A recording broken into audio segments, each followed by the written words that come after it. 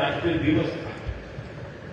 इस अवसर पर मैं दोनों लीडर्स को बधाई और शुभकामनाएं देता हूं। एक्सेलेंसी, पिछले 24 वर्षों में एससीओ का पूरे यूरेशिया क्षेत्र की एक्सटेंडेड फैमिली को जोड़ने में बहुत महत्वपूर्ण योगदान रहा। भारत ने एक सक्रिय सदस्य के रूप में हमेशा कंस्ट्रक्टिव और सकारात्मक भूमिका निभाई है। एससीओ को लेकर भारत की सोच और नीति 3 मुख्य स्तंभों पर आधारित है। एससीओ, एस सिक्योरिटी, सी कनेक्टिविटी, ओ अपॉर्चुनिटी। पहले स्तंभ एस यानी सिक्योरिटी के संदर्भ में मैं कहना चाहता हूं कि सुरक्षा, शांति और स्थिरता किसी भी देश के विकास का आधार है। किंतु इस मार्ग में आतंकवाद, अलगाववाद और अतिवाद बड़ी चुनौतियां हैं। आतंकवाद सिर्फ किसी देश की सुरक्षा ही नहीं, बल्कि पूरी मानवता के लिए एक साझा चुनौती है। कोई देश, कोई समाज, कोई नागरिक अपने आप को इससे सुरक्षित नहीं समझ सकता। इसलिए आतंकवाद से लड़ाई में भारत ने एकजुटता पर बल दिया। इसमें एससीओ रेट्स की बहुत महत्वपूर्ण भूमिका रही। इस वर्ष भारत ने जॉइंट इंफॉर्मेशन ऑपरेशन को लीड करते हुए अल कायदा और इससे जुड़े आतंकी संगठनों से लड़ने का इनिशिएटिव किया। हमने रेडिकलाइजेशन के विरुद्ध समन्वय बढ़ाने और मिलकर कदम उठाने का भी प्रस्ताव रखा। टेरर फाइनेंसिंग के खिलाफ आवाज उठाई। इसमें मेरे समर्थन के लिए मैं आभार व्यक्त करता हूं। एक्सेलेंसी, भारत पिछले 4 दशकों से निर्मम आतंकवाद का दंश झेल रहा है। कितनी ही माताओं ने अपने बच्चे खोए और कितने बच्चे अनाथ हो गए। हाल ही में हमने पहलगाम में टेररिज्म का बहुत ही घिनौना रूप देखा। इस दुख की घड़ी में जो मित्र देश हमारे साथ खड़े रहे, मैं उनका आभार व्यक्त करता हूं। यह हमला केवल भारत की अंतरात्मा पर ही आघात नहीं था, यह मानवता में विश्वास रखने वाले हर देश, हर व्यक्ति को खुली चुनौती थी। ऐसे में प्रश्न उठना स्वाभाविक है, क्या कुछ देशों द्वारा आतंकवाद का खुलेआम समर्थन हमें स्वीकार्य हो सकता है? एक्सेलेंसी, हमें स्पष्ट रूप से और एक स्वर में कहना होगा कि आतंकवाद पर कोई भी डबल स्टैंडर्ड स्वीकार्य नहीं होंगे। हमें मिलकर आतंकवाद का हर रंग में, हर रूप में विरोध करना होगा। ये मानवता के प्रति हमारा दायित्व है। एक्सेलेंसी, अब मैं दूसरे स्तंभ सी यानी कनेक्टिविटी पर अपने विचार रखना चाहूंगा। भारत का हमेशा से मत रहा है कि मजबूत कनेक्टिविटी से केवल व्यापार ही नहीं, बल्कि विश्वास और विकास के द्वार भी खुलते हैं।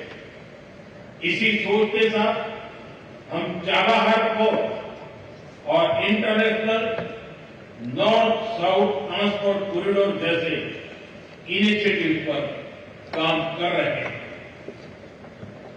इनसे हम अफगानिस्तान और मध्य एशिया के साथ संपर्क बढ़ा सकते हैं। हमारा मानना है कि कनेक्टिविटी के हर प्रयास में संप्रभुता और क्षेत्रीय अखंडता का सम्मान होना चाहिए। यही एससीओ चार्टर के मूल सिद्धांतों में भी विदित है। Connectivity that bypasses sovereignty, losing trust and meaning. Excellency, तीसरा स्तंभ है ओ, यानी अपॉर्चुनिटी।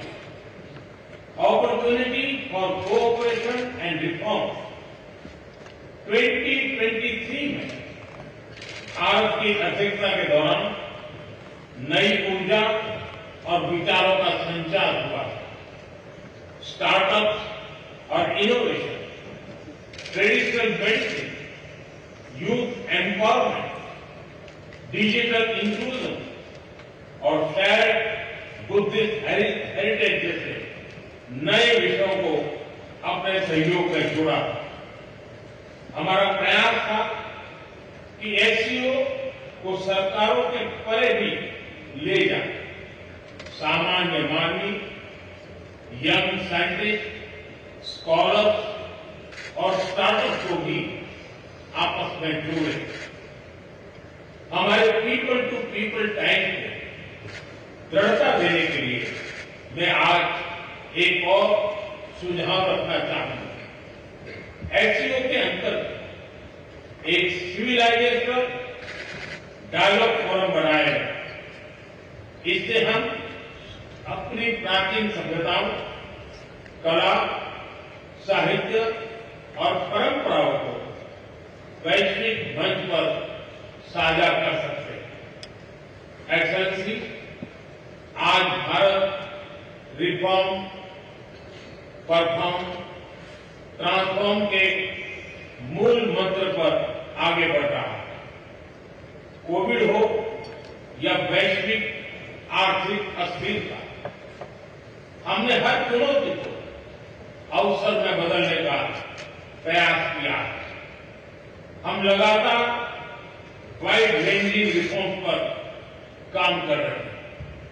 इससे देश में विकास के साथ साथ अंतर्राष्ट्रीय सहयोग के लिए भी नए अवसर खुल रहे हैं।